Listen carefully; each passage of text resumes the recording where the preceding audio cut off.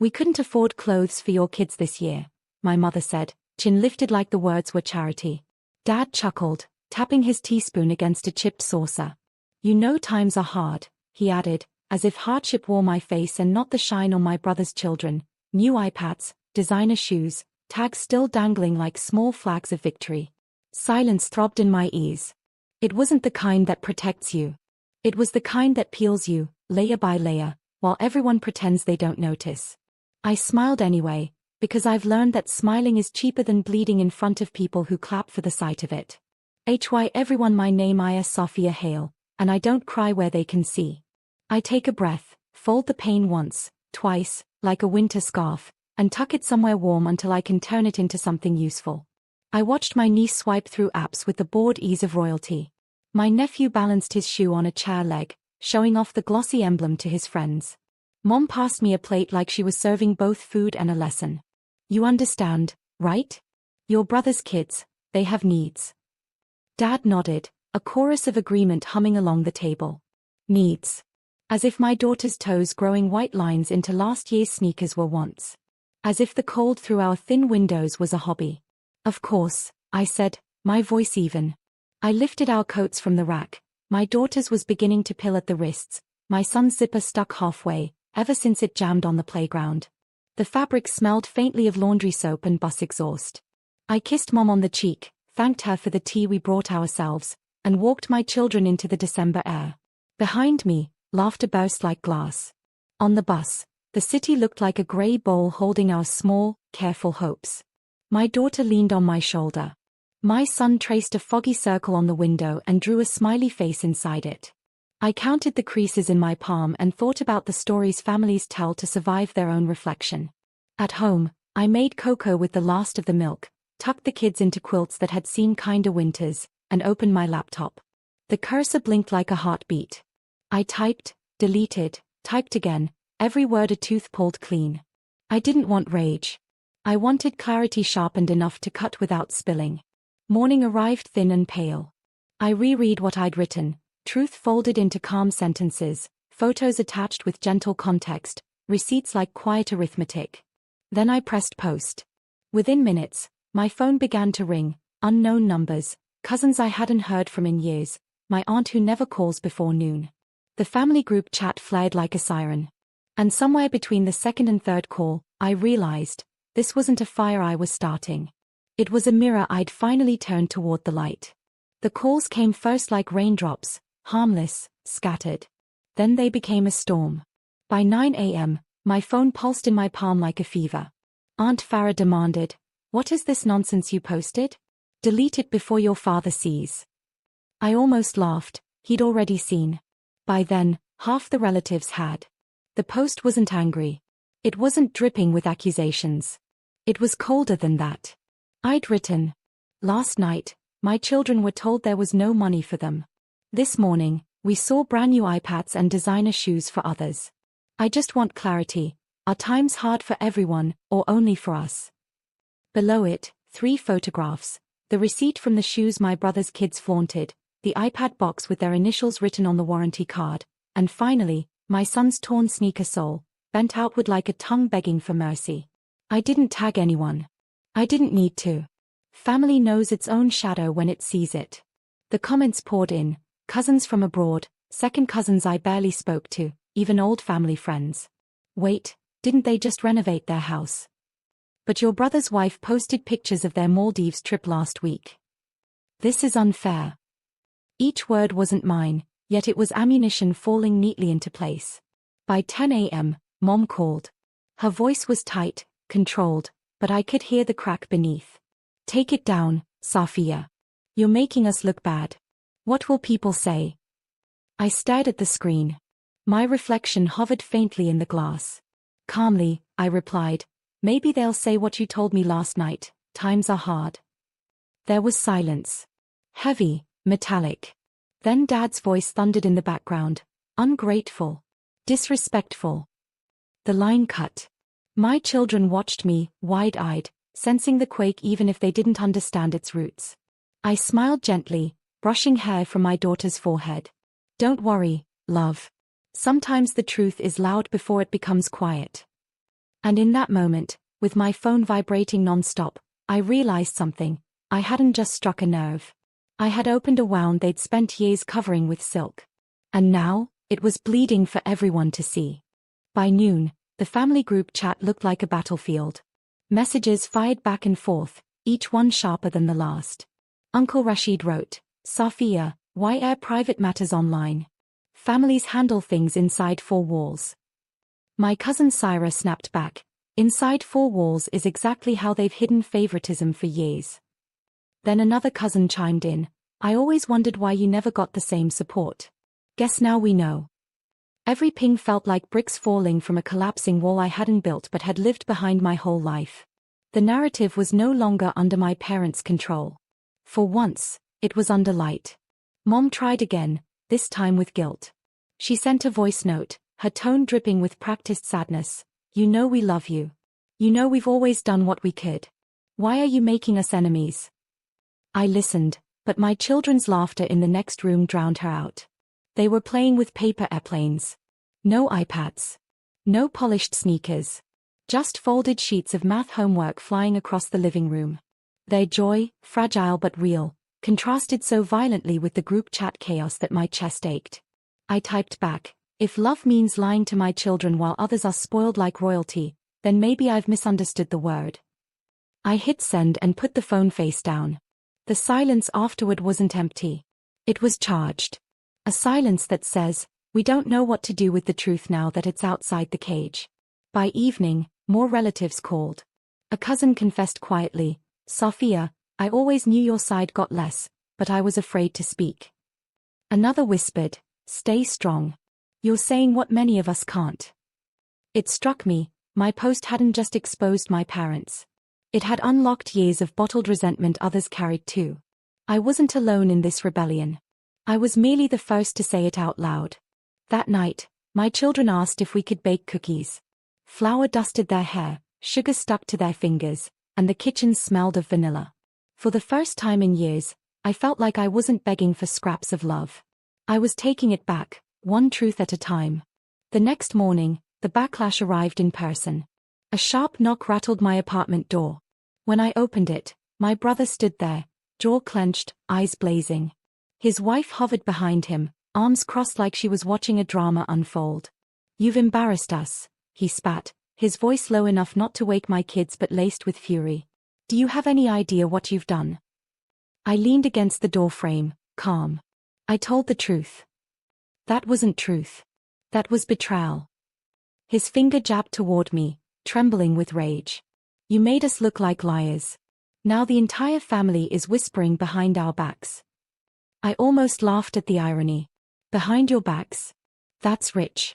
For years, I've been the one whispered about. The poor sister who couldn't manage. The single mother barely keeping her children warm. And you, paraded as the golden son. His wife finally chimed in, her voice sharp and disdainful. "You could have asked for help instead of playing victim online." I stared at her designer coat, the glint of a new bracelet sliding down her wrist. "Asked? I did ask. I begged. And you all told me times were hard. Yet somehow hard times only skipped your doorstep." My brother's face flushed crimson. He opened his mouth but words caught in his throat. The silence stretched, thick and suffocating. From the living room, my son called, "Mom, is everything okay?" I smiled softly, keeping my gaze locked on my brother. "Yes, sweetheart. Everything's fine." Then, quieter, to him, "This ends now. No more pretending. No more lies. If you feel embarrassed, it's not because of me. It's because the truth finally showed up." He stepped back, fists clenching at his sides, but he didn't argue. His wife tugged at his arm, muttering, "Let's go." When the door closed, I pressed my palm against the wood, my heart steady, not racing. For the first time in years, I wasn't shrinking beneath their shadows. I realized something in that moment. Revenge didn't have to roar. Sometimes it only needed to breathe, quietly, until the silence became unbearable for everyone else. By the third day, the silence from my parents was louder than their anger. No calls. No messages. Just absence, thick and deliberate. But absence can't stop gossip, it only fuels it. Relatives kept reaching out, their voices caught between curiosity and outrage. One cousin whispered, "Your mom's furious. She says you've disgraced the family name." Another admitted, "But honestly, we've all seen the favoritism. You just said it out loud." The strangest part? I wasn't afraid anymore. For years, I tiptoed around their approval, begging for crumbs of validation. But now? I had nothing left to lose. That morning, I opened my laptop again. My fingers hovered over the keyboard. The first post had been sharp, clean, a cut. But now I wanted to show the wound underneath. I uploaded 2 photographs. The first was my daughter holding up her school report card, straight A's, pride gleaming in her tired eyes. The second was my son's worn sneakers, the soles peeling further, duct tape barely holding them together. I wrote, "My children are thriving despite being given less than others at the same table. They deserve more than excuses. They deserve honesty." I hit post and leaned back. Within minutes, the reaction exploded again. Friends outside the family commented words like strength, proud of you, truth matters.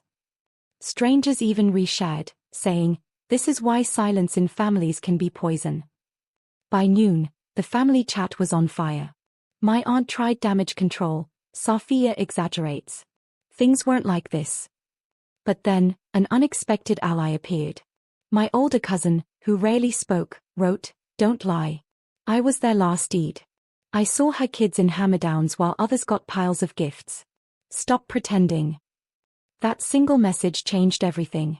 The air shifted. Suddenly, my parents weren't just facing me, they were facing a chorus. And when my phone buzzed again, this time it wasn't with anger. It was with a text from my father. 4 words. Nothing more. "We need to talk." The same man who once told me I was ungrateful now sounded cornered. And for the first time, I felt the balance tilt. The power they'd held for decades was beginning to slip, quietly, inevitably, into my hands. The meeting was set for Sunday afternoon at my parents' house. The same house where I'd grown up, where love had always come wrapped in conditions. I almost didn't go, but something in my father's text pulled me. Not guilt. Not hope. Curiosity. When I walked in, the air was heavy, thick with unspoken tension. My mother sat on the sofa, arms folded tight across her chest, lips pressed into a thin line. My father leaned on his cane, his jaw set but his eyes restless. My brother sat in the corner, scrolling on his phone like a child pretending to be bored. His wife perched beside him, gaze sharp, like she'd come ready for war. "Sophia," Dad began, clearing his throat. "This has gone too far." I stayed standing. My children were at home with a neighbor, safe. Too far. I repeated, my voice calm. Or too true. Mom's eyes flashed. "You think humiliating us in front of the entire family is truth? You've painted us as villains." I didn't flinch. I didn't paint anything. I just held up a mirror. "You don't like the reflection, that's not my fault." My brother scoffed, muttering, "Always the victim." That word, victim, lit something in me. I turned to him, voice still steady. "Do you know what being a victim looks like? Watching your children walk into school in shoes that barely hold together while your nieces unwrap iPads at the same dinner table. That's what victimhood looks like. And you watched it happen, year after year, without blinking." The room went still. My father's hand trembled slightly on his cane. Mom looked away, blinking fast, as if fighting tears, or anger. I softened my tone, just enough to cut deeper. "I didn't come here to beg. I came because I wanted you to know, I'm done hiding your choices for you. If you feel exposed, it's because the mask finally slipped." For once, no one interrupted me. No raised voices, no thunder. Just silence. And in that silence, I realized something. They weren't used to me standing this tall. And they didn't yet understand.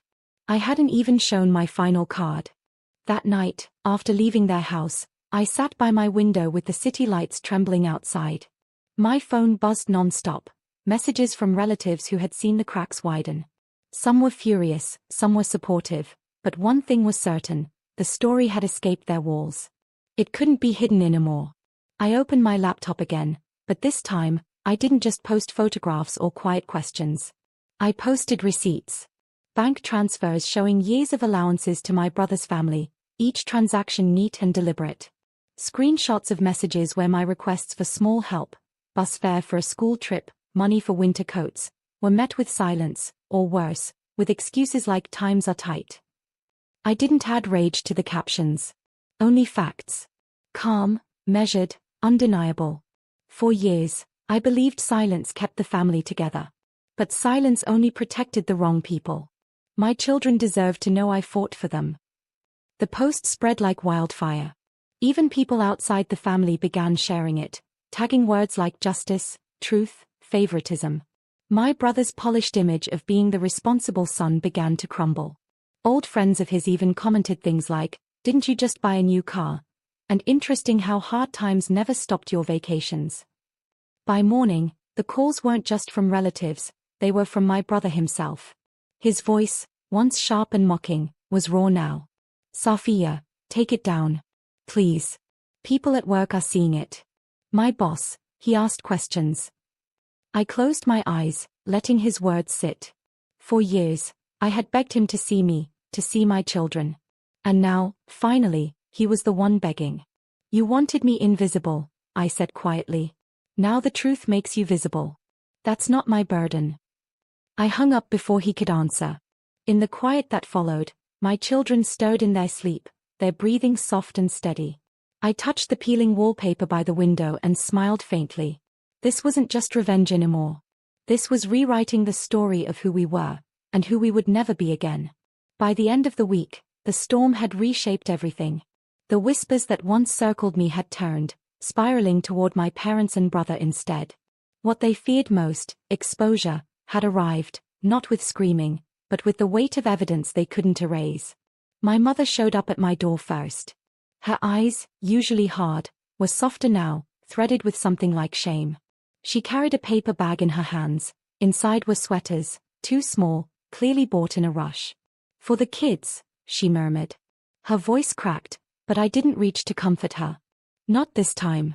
Keep them," I said gently. "My children don't need pity. They need fairness." Later that day, my father called. His voice was weaker than I'd ever heard it. "Safia, people are talking. Your uncle won't let it go. Your aunt is furious. Your brother is suffering." I let the silence stretch until his breathing faltered. Then I replied, "For years, Dad, we suffered. No one cared. Now you all feel the sting of truth, and suddenly it's unbearable? That's not suffering, it's accountability." He didn't argue. He only sighed, long and heavy, before hanging up. That night, I tucked my children into bed. My daughter asked, "Mom, why is everyone calling so much?" I smoothed her hair back, kissed her forehead, and whispered, "Because sometimes, telling the truth is louder than any secret. And when you tell it, the world has to listen." She smiled sleepily, her small hand holding mine until her breathing deepened. I walked back to my laptop, opened the family group chat one last time, and wrote, "This isn't about money. It's about dignity. My children will grow up knowing their worth does not shrink to fit someone else's comfort. From this day on, I will never let silence starve us again." Then I left the chat. The notifications kept buzzing long after, but I didn't look. Instead, I sat in the quiet, sipping tea, watching dawn creep over the horizon. For once, the weight on my chest was gone. Revenge hadn't come with fire or rage. It came with truth, and truth was enough.